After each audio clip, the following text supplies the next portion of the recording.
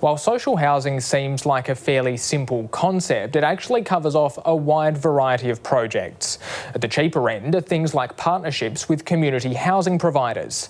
For example, one announced in November will see the cost of homes shared 50-50, meaning the government can house 100 people for about $200,000 each. Around the middle are things like spot purchases, where the government buys a home that's for sale. That costs around an average of $300,000 or $400,000 depending on the property. And at the top end are big promises like we saw this week. We're announcing a new investment of $511 million into social housing and homelessness. We understand that providing a roof over someone's head transforms their life. About $400 million of that is directed to building or buying 700 homes. That makes each one much pricier at an average cost of $571,000 per property. The reason is there can be a massive difference in cost between different types of social housing.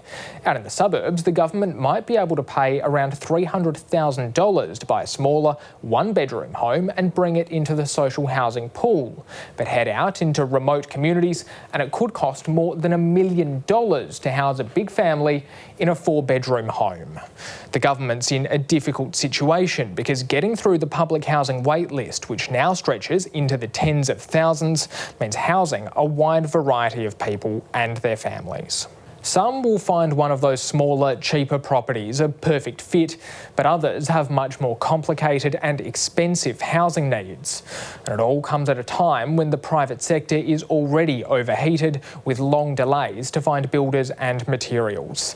At the end of the day, there's only so much the government can do to compete while making sure it's still getting value for money.